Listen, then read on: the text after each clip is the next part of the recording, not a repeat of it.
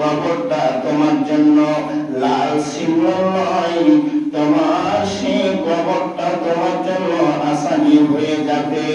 শুধু তাই নয়, আল্লাহ রাব্বুল আলামিন ইমানদারদেরকে দ্বিতীয় নম্বর উপহার দিচ্ছেন। কি উপহার দিচ্ছেন? আল্লাহ রাব্বুল আলামিন বলছেন, ইবাশশিরুহুম রাব্বুহুম বিরহমাতি। হে আমার ইমানদার বোনেরা, তোমাদের সুসংবাদটা শুনে নাও, দ্বিতীয় উপহারটা শুনে নাও, যে আমি তোমাদেরকে উপহার দ্বিতীয়টা দিচ্ছি, তার নাম হচ্ছে বিরহমাতিহি। তোমরা সবসময় আমার রহমতের দরজাতে থাকবে, তোমরা আমার রহমতের দয়ার মধ্যে থাকবে, তোমরা বেচैन হয়ে যাবে না, তোমরা আমার রহমতের দরজার মধ্যে থাকবে, রহমতের দরজাতে থাকবে, তোমরা বেচैन হবে না, তোমরা কোনদিন আমার রহমত থেকে বঞ্চিত হবে না।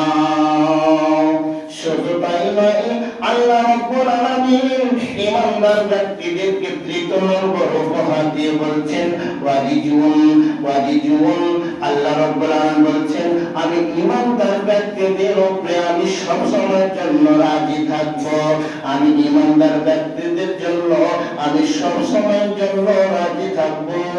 ইমানদার ব্যক্তিরা যদি বলে, প্রভু গো রব্বানা, আল্লাহ রাব্বুল আলামিনকে যদি একবার রব বলে ডাকে, আল্লাহ বলছেন আমি 10 বার লাব্বাইক বলে বলবো, হে বান্দা আমি তোমার রব উপস্থিত আছি, তোমার কি প্রয়োজন রয়েছে, কি তোমার অসুবিধা রয়েছে, কি তুমি দুঃখের মধ্যে পড়েছ, আল্লাহ রাব্বুল আলামিন বলছেন আমি ইমানদারদের প্রতি রাজি থাকব। আল্লাহ রাব্বুল আলামিন ইমানদার ব্যক্তিদেরকে তৃতীয় নম্বর উপহার দিলেন। প্রথম নম্বর কি দিলেন? যে আমি তাদের ইজ্জতকে সম্মানকে বাড়িয়ে দেব এবং তারা সবসময় সাফল্য মণ্ডিত হবে, সবসময় কামিয়াব থাকবে। দ্বিতীয় নম্বর আল্লাহ রাব্বুল আলামিন বলছেন ইমানদার ব্যক্তিরা আমার রহমতের ছায়াতে থাকবে, তারা আমার রহমত থেকে কোনোদিন বঞ্চিত হবে না, নিরাশা হবে না। তৃতীয় নম্বর আল্লাহ রাব্বুল আলামিন ইমানদার ব্যক্তিদেরকে বলেছেন যে তোমাদের তৃতীয় নম্বর উপহারটা শুনে নাও, ওয়ারিজওয়ানুন, আমি তোমাদের উপরে সব সময়ের জন্য রাজি থাকবো, আমি তোমাদের কর্ম কাজে আমি সব সময়ের জন্য রাজি রয়েছি। চতুর্থ নম্বর আল্লাহ রাব্বুল আলামিন ইমানদার ব্যক্তিদেরকে উপহারটা দিচ্ছেন। কত সুন্দর উপহার দিচ্ছেন, যে আপনার উপহারটা ইমানদার ব্যক্তিরাই পাবে।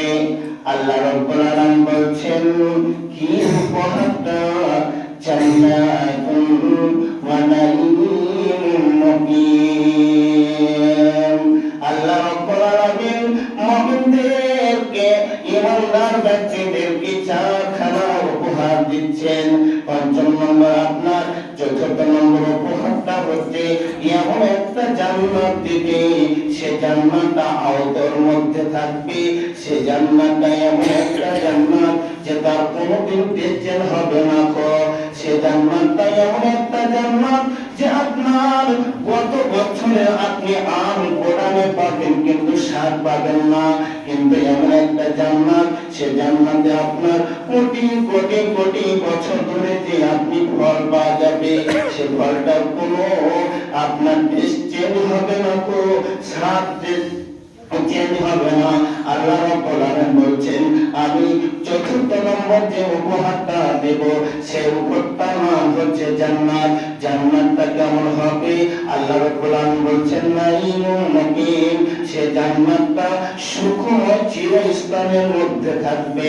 আল্লাহ রাব্বুল আলামিন তৃতীয় নম্বর আয়াতের মধ্যে বলছেন খালিদিনা ফিহা আবাদা। আল্লাহ রাব্বুল আলামিন বলছেন সে জান্নাতের মধ্যে চিরস্থায়ীর জন্য সেই ইমানদার ব্যক্তিরা থাকবে, তাদের মেহনতের জন্য, তাদের পরিশ্রমের জন্য আল্লাহ রাব্বুল আলামিন তাদেরকে সে জান্নাতটা দেবে। কাদেরকে দেবে? আল্লাহ রাব্বুল আলামিন বলেছেন আমি ঈমানদার ব্যক্তিদেরকে সে জান্নাতটা দেব। ব্রাদার ইসলাম, তাহলে আমি আপনি প্রকৃত যদি ঈমানদার হতে পারি তাহলে আমাদেরকে এই 5টা কাজ করতে হবে। তাহলে আপনি আমি ঈমানদার হতে পারবো।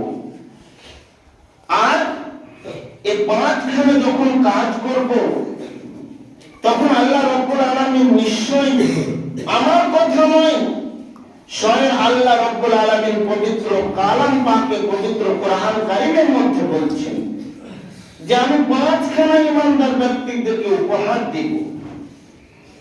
তাহলে এমন একটা যে আল্লাহ রহমত, দয়া, এই রহমত সম্পর্কে বলতে গিয়ে সূরা নূরের মধ্যে বড় একটা আপনার তাফসীর করেছেন। তাফসীরে জালালাল মধ্যে ইমাম আহমদ বিন হাম্বল রাহমাহুল্লাহ আলাইহি তিনি বলেছেন যে আল্লাহ রহমত কেমন একটা, যে আল্লাহ রহমত ছাড়া কেউ জান্নাত যেতে পারে না, আল্লাহ রহমত ছাড়া কেউ জাহান্নাম যেতে পারে না। তাহলে আল্লাহ রহমতটা কেমন একটু আপনাদের সামনে উপলব্ধি করছি। বিশ্ব নবীজি একদিন মসজিদে নববীতে সাহাবা মাজমাইনকে নিয়ে বসে আছেন, একের উপরে আলোচনা হচ্ছে।